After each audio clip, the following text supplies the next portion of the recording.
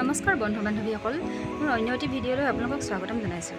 আশা কৰিছোঁ আপোনালোকে মোৰ ভিডিঅ'বোৰ আদৰি ল'ব বুলি।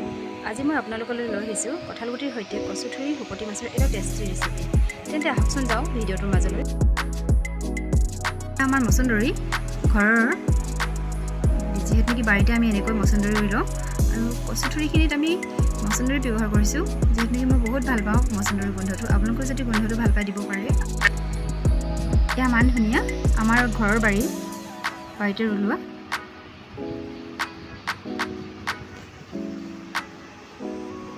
আমি কচুথুৰিৰ লগত আমি মান ধনিয়া ব্যৱহাৰ কৰিছোঁ। টাবতো দি লৈছোঁ এনেকৈ। বৰষুণ দিলে খুব সুন্দৰ হয়, এনেকৈ মানে গছবোৰ মৰি নাযায় এনেকৈ টাবত দিলে।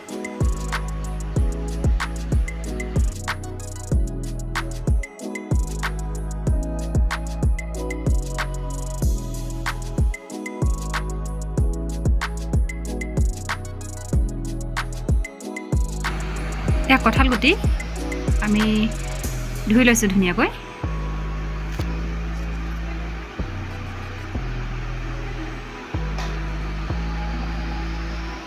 কুকাৰত থৈ লৈছোঁ আমি বইল কৰিবলৈ।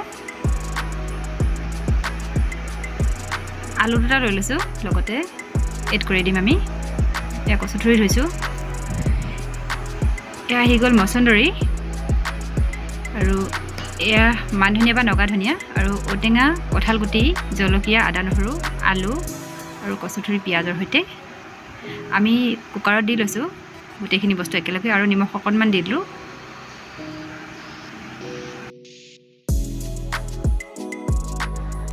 এতিয়া আমি কুকাৰত গোটেইখিনি বস্তু একেলগে ভৰাই চিটি দুটা পাৰি ল'ম।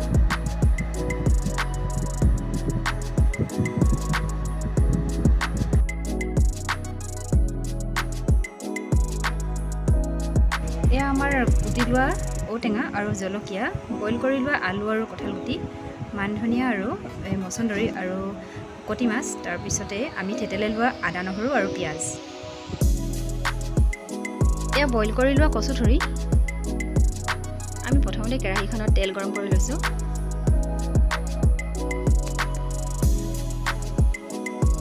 তেল গৰম হোৱাৰ পাছত আমি পিঁয়াজখিনি ৰঙাকৈ ভাজি ল'ম।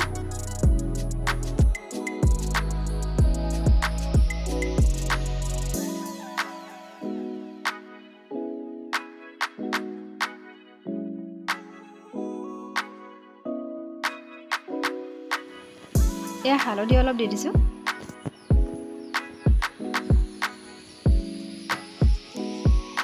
তাৰপিছত আমি কুটি থোৱা ঔটেঙাখিনি দি দিম।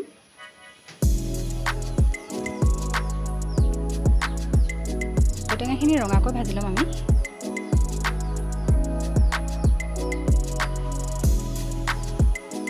অলপ নিমখ এড কৰি দিছোঁ।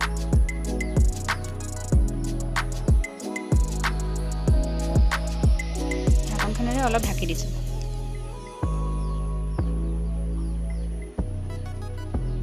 তাৰপিছত আমি এবাৰ চাইছোঁ। ইয়াতে শুকতিখিনি এড কৰি দিছোঁ।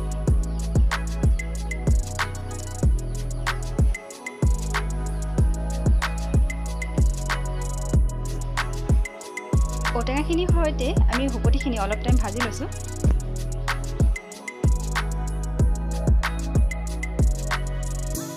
ইয়াতে আমি বইল কৰি থোৱা কঁঠাল গুটিখিনি এড কৰি দিছোঁ।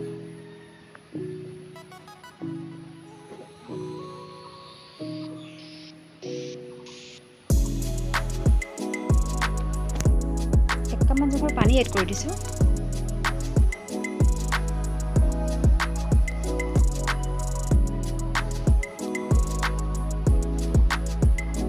তেতেলিয়াই থোৱা আদা নহৰুখিনি দি দিছোঁ।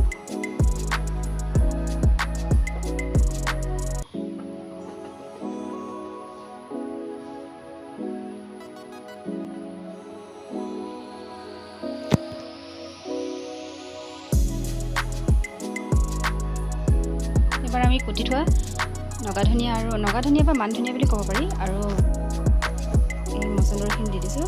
ইয়াতে জলকীয়া আৰু বইল আলুখিনি এড কৰি দিছোঁ।